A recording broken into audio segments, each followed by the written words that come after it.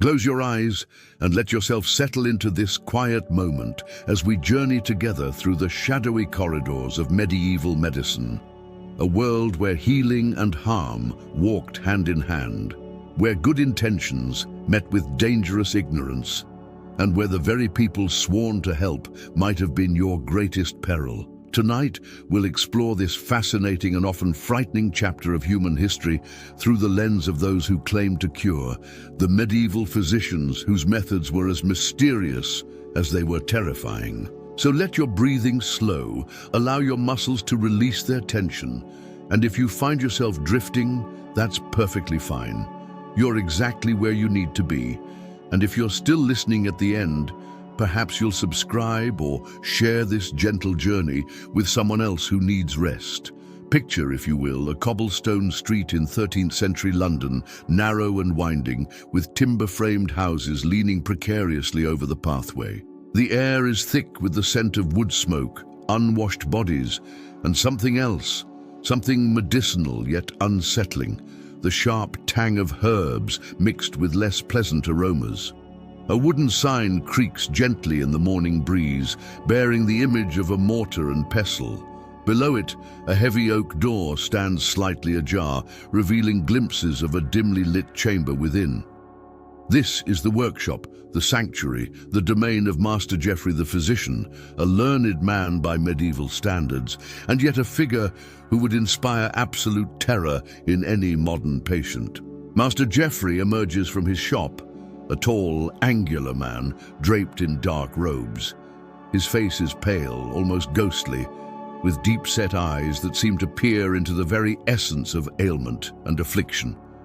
In his hands, he carries a small leather satchel filled with the tools of his trade, instruments that gleam dully in the weak morning light, instruments that promise healing but often deliver something quite different. The medieval physician, you see, was a curious creature, born from a mixture of ancient wisdom, religious doctrine, and dangerous experimentation. These men, and occasionally women, believed they held the keys to life and death. They spoke in learned Latin, quoted ancient Greek texts, and wore their education like armor against the mysteries of the human body. But their knowledge, dear listener, was built upon foundations of sand, shifting theories that changed with the wind, and practices that would make even the bravest soul tremble with fear. Let us follow Master Geoffrey as he makes his rounds through the medieval city. His first stop is a prosperous merchant's house where the lady of the manor lies fevered, tossing and turning in her canopied bed.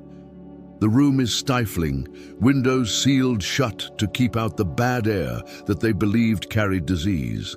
Tapestries hang heavy on the walls, and the air is thick with incense meant to ward off evil spirits. The merchant greets Master Geoffrey with a mixture of hope and barely concealed anxiety, for while the physician represents their best chance at healing, his methods are unpredictable, to say the least. "Good master," whispers the merchant, "my dear wife burns with fever and speaks words that make no sense. Can your knowledge, your learned arts, restore her to health?" Master Geoffrey nods solemnly, setting down his leather satchel and opening it to reveal an array of disturbing implements. There are small glass vials filled with mysterious liquids, some clear, some dark as night. There are sharp metal instruments polished to a mirror shine, and there, wrapped carefully in silk, a collection of what appear to be small knives. But first, the examination. Master Geoffrey approaches the bedside but does not touch the patient. Oh no, that would be far too simple, too direct. Instead, he studies her from a distance, observing the color of her skin, the rhythm of her breathing, the way the candlelight catches in her fevered eyes.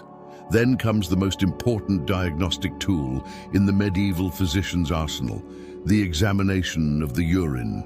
A servant brings forth a glass vessel filled with the patient's morning water, and Master Geoffrey holds it up to the light, swirling it gently, studying its color, its clarity, its aroma. This practice, dear listener, was called uroscopy, and medieval doctors believed they could diagnose nearly any ailment simply by examining urine. They had elaborate charts showing different colors, different consistencies, each supposedly revealing the secrets of internal disease. The urine appears amber with a slight cloudiness. Master Geoffrey nods knowingly, muttering in Latin, making notes with a quill pen on a piece of parchment. His diagnosis, he announces solemnly, is an excess of yellow bile, one of the 4 humors that medieval medicine believed governed all human health. Ah yes, the 4 humors: blood, phlegm, yellow bile, and black bile. These invisible substances were thought to flow through every human body, and when they fell out of balance, disease would surely follow. Too much blood made one sanguine, too much phlegm made one phlegmatic, too much yellow bile made one choleric, and too much black bile made one melancholic. The treatment for this particular imbalance, Master Geoffrey explains, is immediate bloodletting, followed by a purging of the digestive system and the application of certain heated instruments to draw out the corrupted humors. The merchant's face pales, but he nods his agreement. For what choice does he have in an age where medical knowledge is so scarce, so mysterious, that even the most terrifying treatments seem preferable to no treatment at all? Master Geoffrey begins his work, drawing from his satchel a small brass bowl and a collection of leeches. These slimy creatures, kept alive in special containers, are placed carefully on the patient's arms and neck. Their tiny mouths attached to the skin, and slowly they begin to drink. The theory, you understand, is that by removing the excess blood, the other humors will naturally return to their proper balance. But the amount of blood that medieval physicians were willing to extract was often catastrophic. As the leeches work, Master Geoffrey prepares his next intervention. From a small clay pot, he withdraws a dark, sticky substance. This is theriac, a legendary cure-all made from dozens of different ingredients, including viper's flesh, opium, and various exotic spices. The recipe for theriac was said to contain up to 64 different components, each carefully measured, each playing its part in this miraculous elixir. But the truth was that many of these ingredients were either useless or actively harmful, and the doses administered by medieval physicians were often dangerously high. The fevered woman, barely conscious, is forced to swallow spoonful after spoonful of this bitter concoction. Her body rejects it naturally, but Master Geoffrey views this as a positive sign, evidence that the medicine is driving out the corrupted humors. But bloodletting and theriac are only the beginning. Master Geoffrey has one more treatment in his arsenal, something that will surely drive away any remaining illness. He reaches into his satchel and withdraws a collection of metal instruments that glow red-hot from the brazier burning in the corner. Cauterization, the burning of flesh to seal wounds, to destroy diseased tissue, to create what medieval physicians believed were necessary channels for the escape of harmful vapors. The instruments, small brands really, are heated until they glow like tiny stars in the dim chamber. The smell when the hot metal meets living flesh is unmistakable, sharp, acrid, the scent of burning skin and hair. The patient screams briefly before losing consciousness, and Master Geoffrey nods with satisfaction.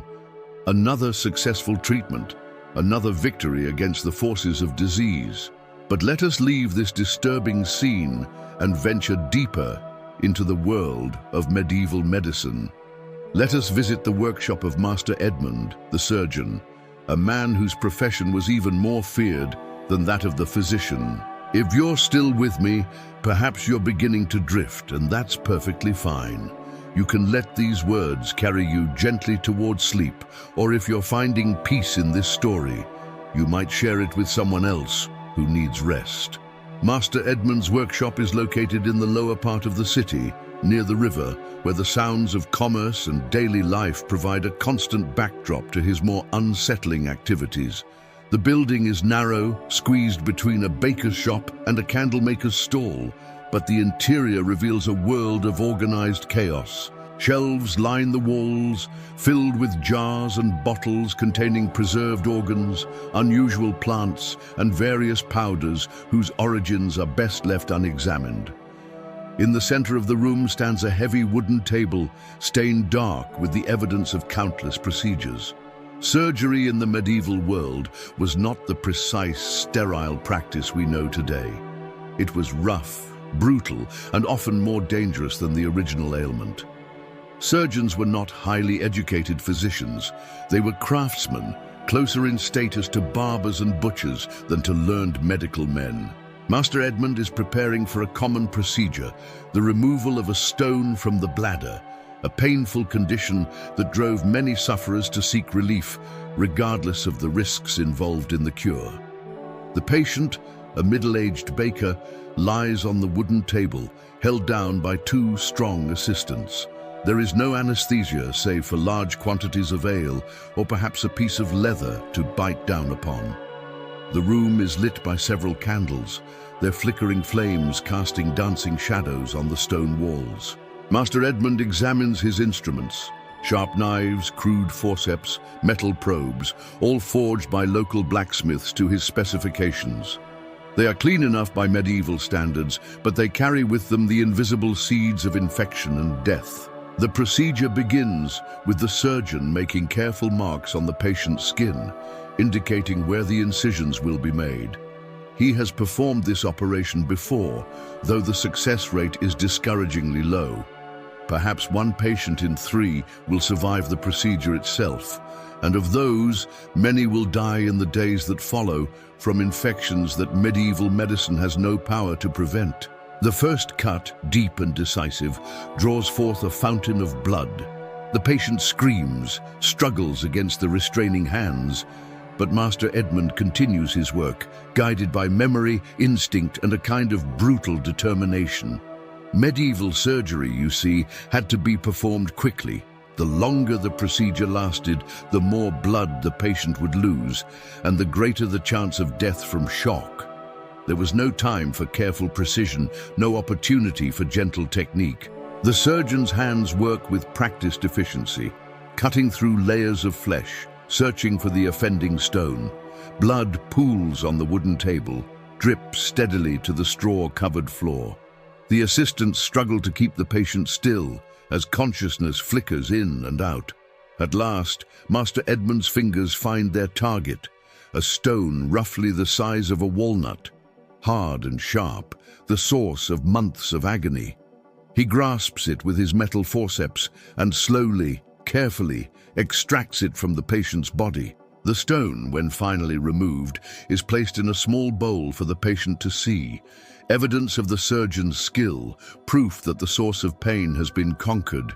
But the real test lies ahead, in the days and weeks that will determine whether the cure has been worse than the disease. The wound is sealed with hot irons, cauterized to stop the bleeding. The patient, barely conscious now, moans softly as the smell of burning flesh fills the chamber.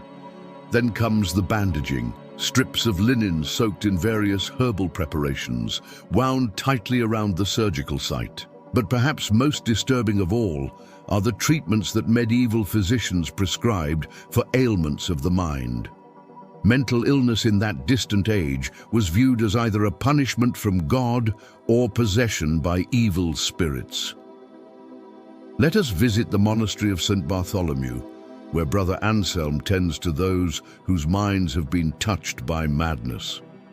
The monastery, with its high stone walls and narrow windows, provides a sanctuary of sorts, though the treatments offered are often more terrifying than the original afflictions. Brother Anselm, a gentleman by medieval standards, believes deeply in the power of prayer and purification to restore damaged minds. His patients are housed in small stone cells, each furnished with only the most basic necessities: a straw mattress, a wooden bowl, and a crucifix mounted on the wall. The first patient, a young woman who has fallen into a state of deep melancholy, sits motionless in the corner of her cell, staring at nothing, speaking to no one. Her family, wealthy merchants, have brought her here hoping that religious intervention might succeed where earthly medicine has failed. Brother Anselm believes her condition results from an excess of black bile, the humor associated with melancholy and despair. His treatment combines prayer with physical intervention designed to shock the patient's system back into proper balance. The first step is complete isolation from all worldly distractions. The patient is confined to her cell for days at a time, seeing no one save for the brother himself, who brings meager meals and leads long sessions of prayer. But prayer alone, Brother Anselm knows, is often insufficient. More dramatic measures are sometimes required. He orders that the patient be subjected to sudden loud noises, created by banging metal pots or ringing heavy bells close to her ears. The theory is that violent sensory shock might jar her mind back to awareness. When this fails, as it often does, Brother Anselm resorts to more extreme methods. The patient is restrained and subjected to alternating treatments of ice-cold water and heated stones placed against her skin. The goal is to create such physical discomfort that the mind will be forced to engage with immediate bodily sensations. In the most severe cases, Brother Anselm employs what he calls the cure of terrors. The patient is taken to a special chamber deep within the monastery's foundations, where carved demons leer from the walls and the air is thick with the scent of sulfur and decay. Here, surrounded by images of damnation, the patient is told that her madness is evidence of spiritual corruption, that demons have taken residence within her mind, and that only through extreme penance and suffering can her soul be purified. The treatment involves extended periods of complete darkness, punctuated by sudden blazing torchlight. Frightening sounds echo through the chamber, the groaning of chains, the scratching of claws on stone, voices speaking in unknown tongues. The psychological impact of such treatment, you can imagine, is profound. Some patients, terrified into a kind of desperate awareness, do indeed show signs of behavioral change. But whether this represents genuine healing or simply a different kind of mental damage is a question that medieval medicine never thought to ask. If you find yourself growing drowsy, let that drowsiness carry you gently toward rest.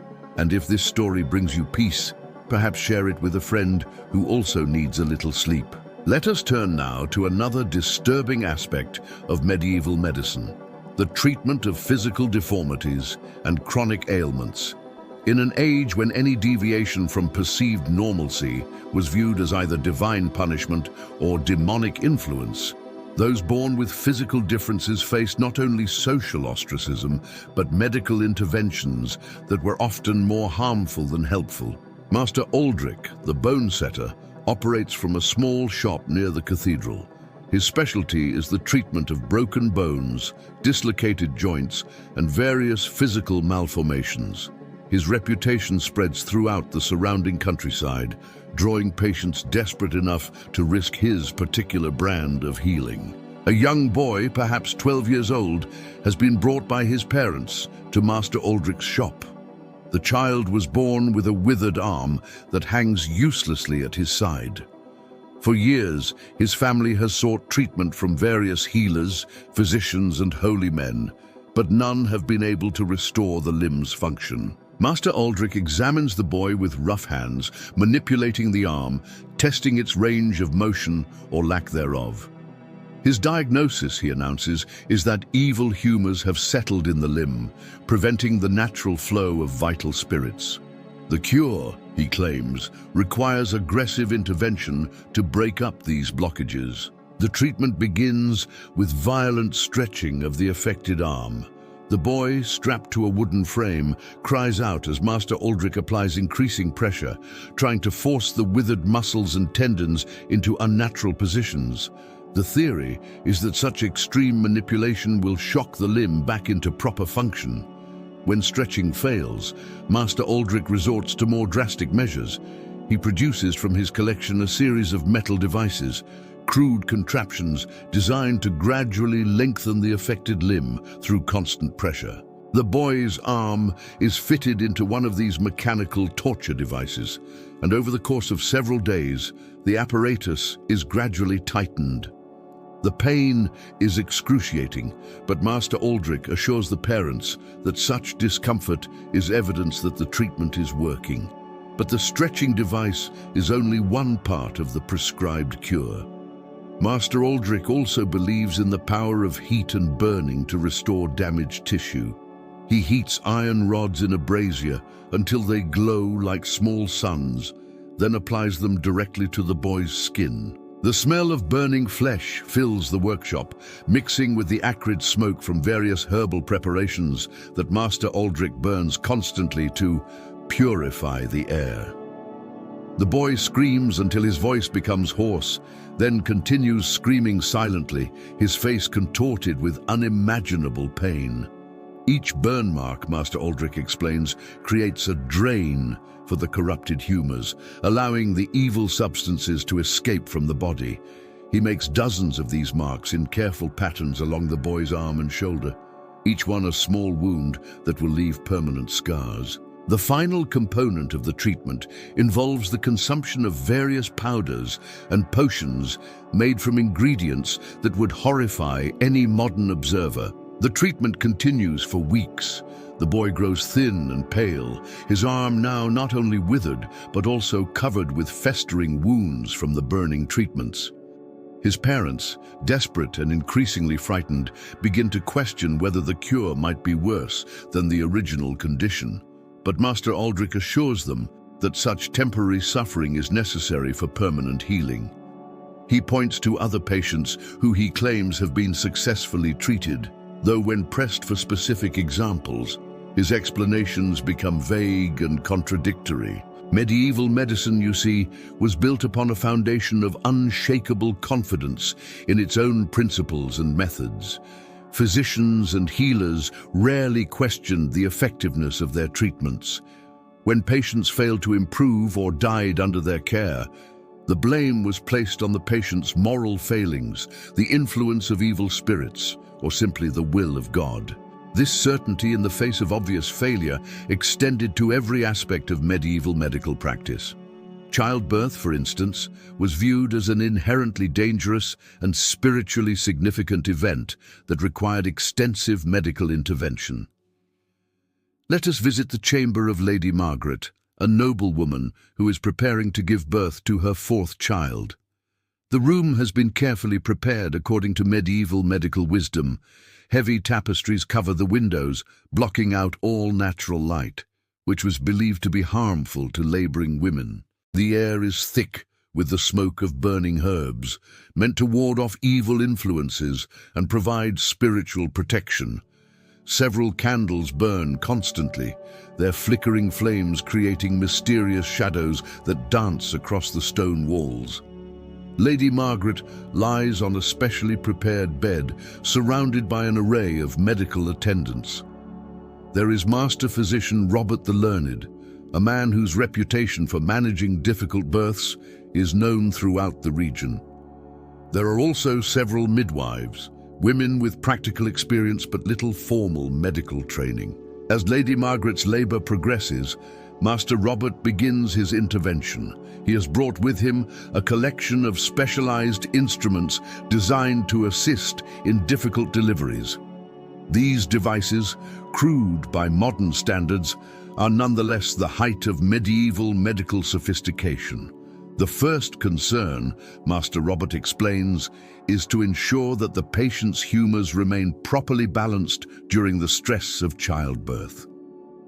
To this end, he orders immediate bloodletting from Lady Margaret's arm, using a sharp knife to open a vein. Blood flows steadily into a brass bowl, while Master Robert monitors its color and consistency for signs of humoral imbalance.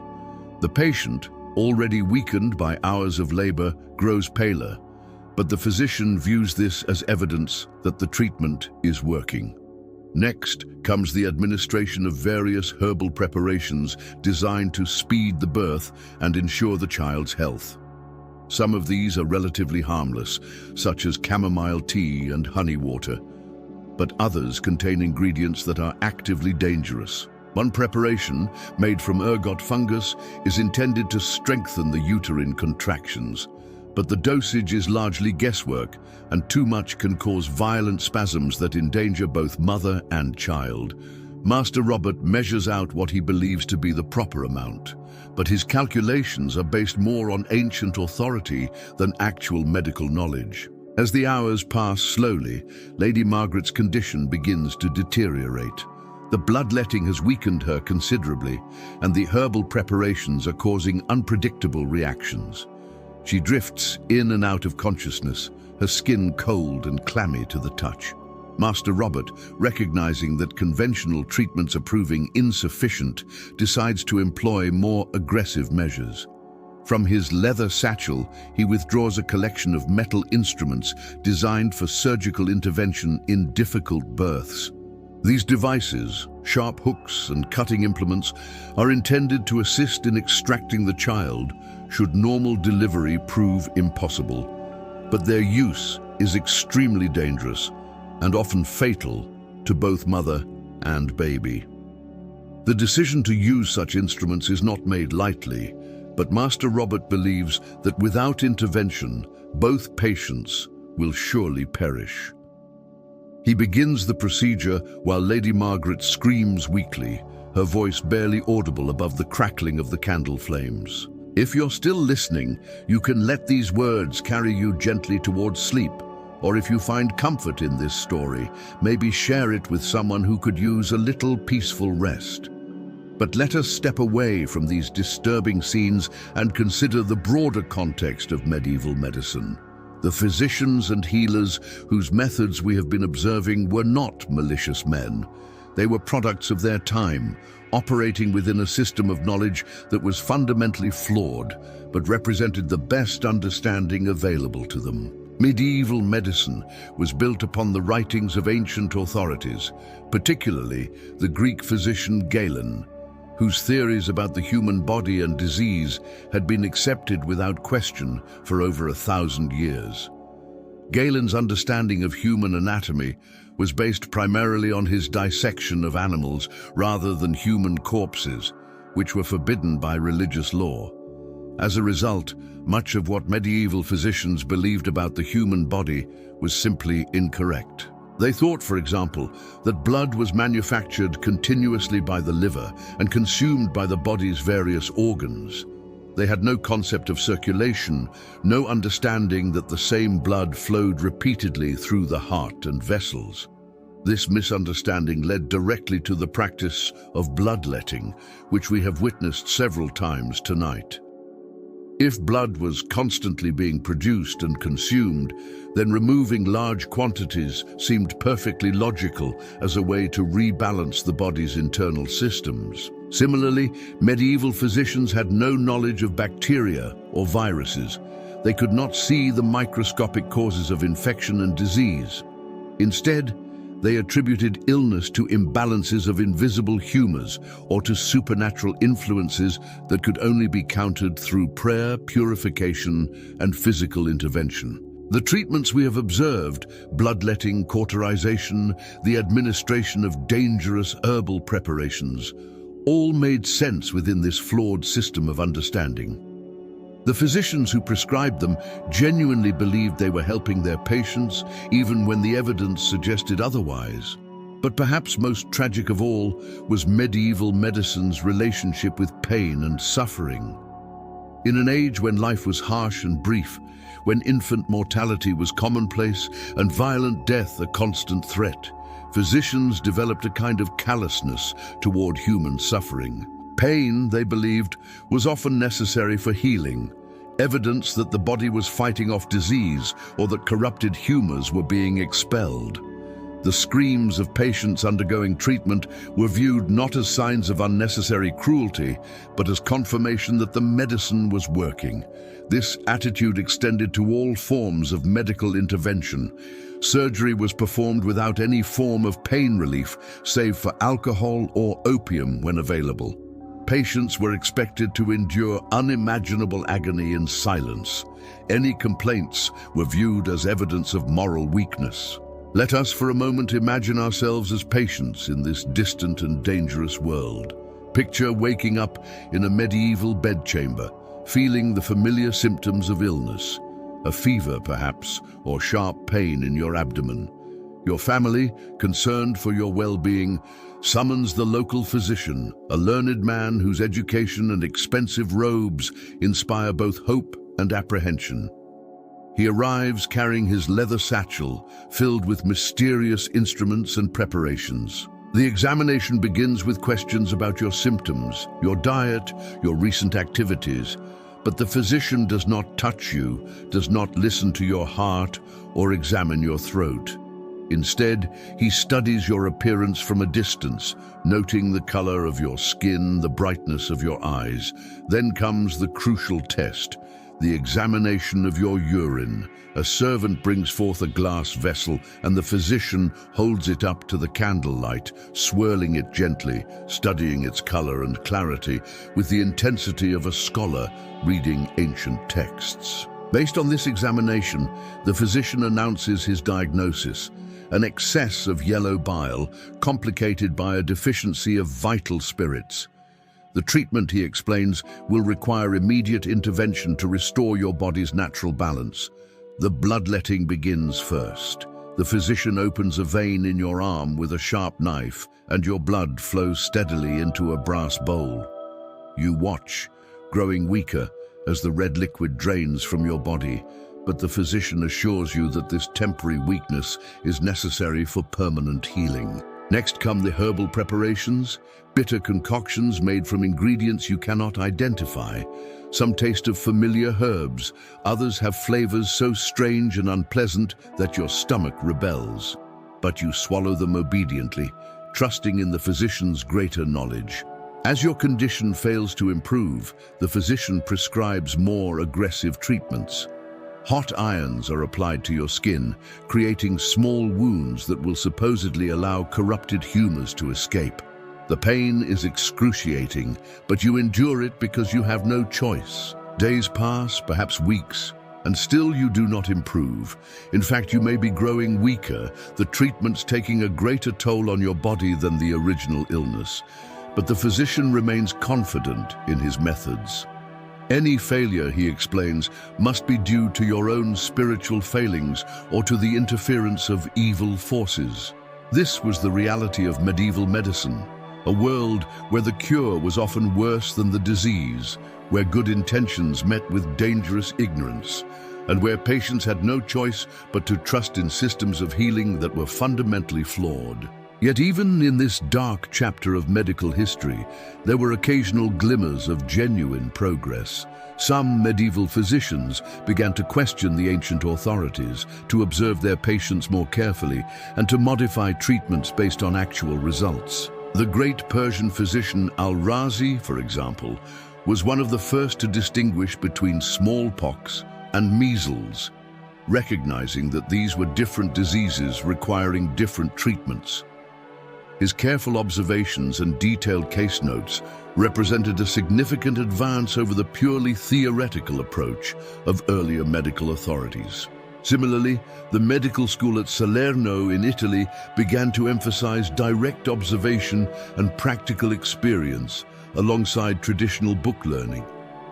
Students were encouraged to examine patients carefully, to note the effects of different treatments, and to question established medical doctrine. But these advances were slow and limited. For the most part, medieval medicine remained trapped within its flawed theoretical framework, unable to break free from the authority of ancient texts and the constraints of religious doctrine. The printing press, when it finally arrived in the 15th century, initially made things worse rather than better.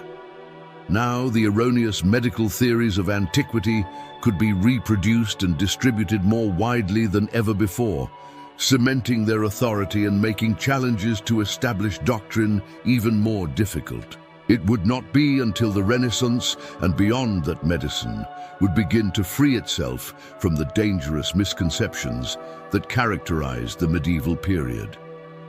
The development of accurate anatomical knowledge, the discovery of blood circulation, the invention of the microscope, all of these advances lay centuries in the future.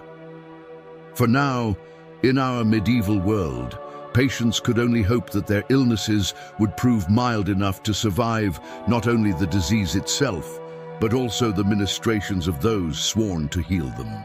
The medieval physicians we have met tonight, Master Geoffrey with his leeches and burning irons, Master Edmund with his crude surgical instruments, Brother Anselm with his cure of terrors, Master Aldrich with his mechanical torture devices, all believed sincerely that they were bringing healing to the sick and suffering.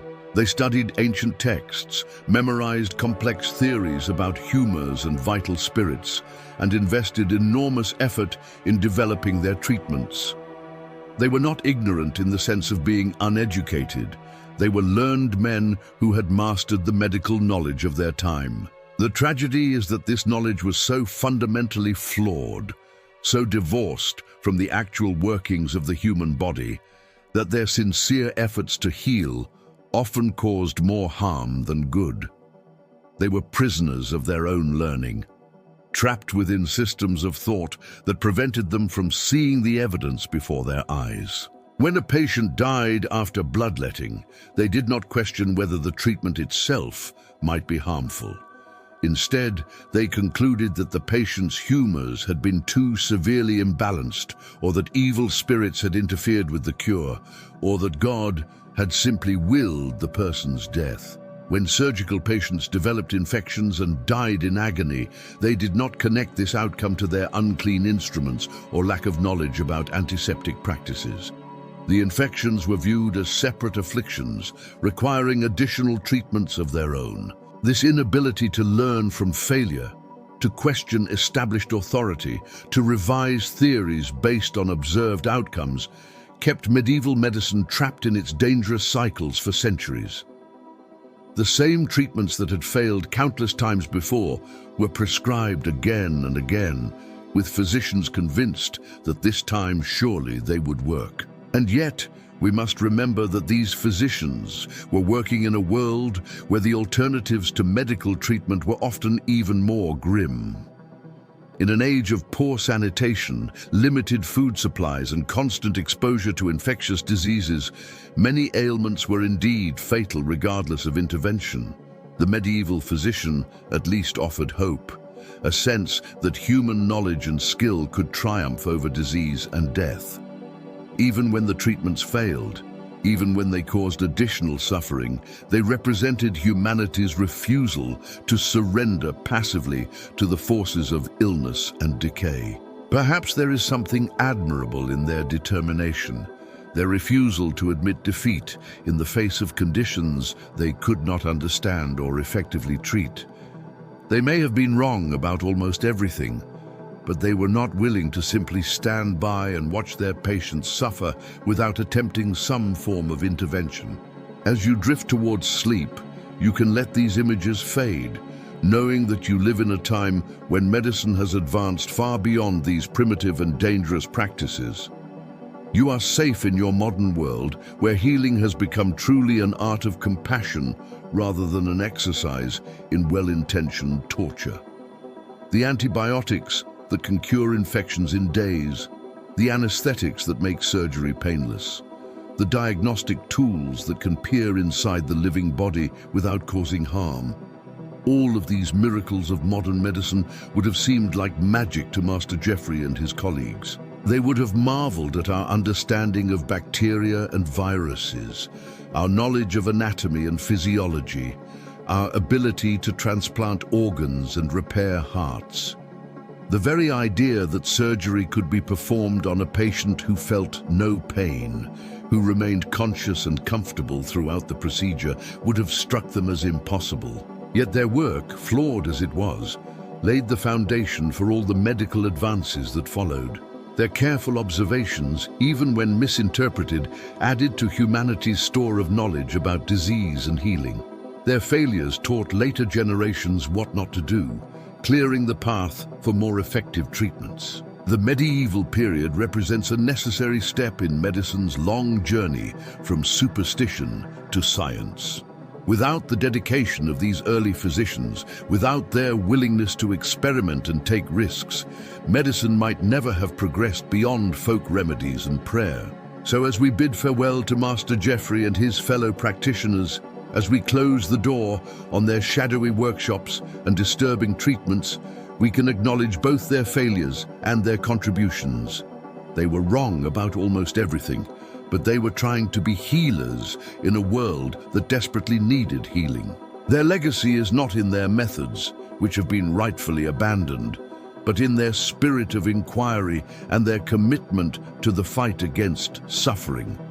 That spirit lives on in every modern physician who takes the Hippocratic Oath, in every researcher who seeks new treatments for disease, in every nurse who provides comfort to the sick. The medieval doctors were your worst nightmare, it's true, but they were also the ancestors of your greatest hope. The medical professionals of today who can truly heal, who can ease pain rather than increase it, who have turned the art of medicine from a source of terror into a beacon of hope.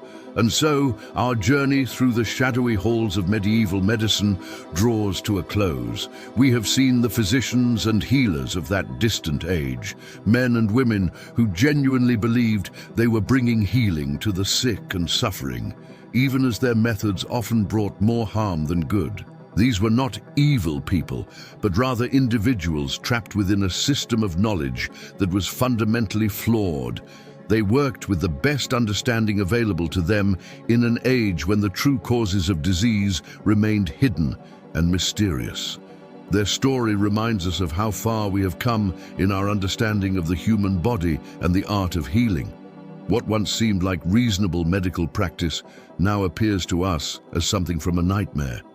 Yet it was the foundation upon which all later medical knowledge would be built. Perhaps there is comfort in knowing that humanity's desire to heal, to ease suffering, and to preserve life has remained constant throughout the centuries.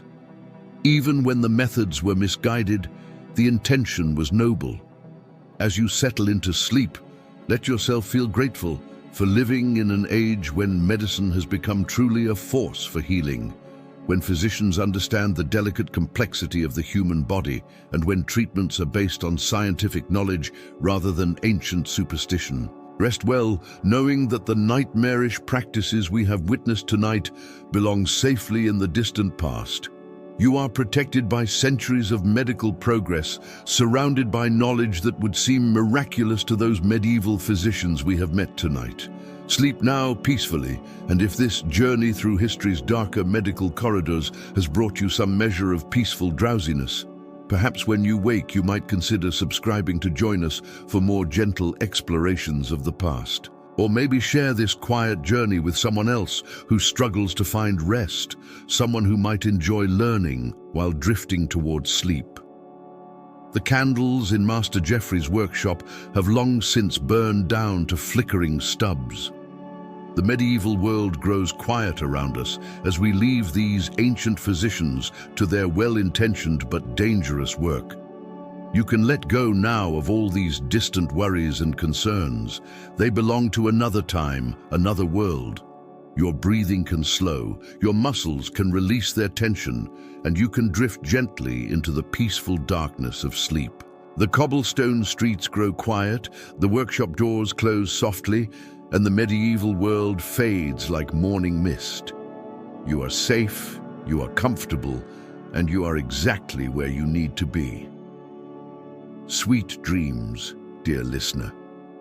May your sleep be filled with healing rest and peaceful visions far removed from the medical nightmares of long ago. And perhaps when you wake, refreshed and restored, you'll remember to leave a quiet thought in the comments or share this gentle journey with someone else who could use a little peaceful sleep. Until we meet again in another corner of history's vast and fascinating tapestry, rest well, sleep deeply, and dream peacefully. The medieval world sleeps now, and so can you.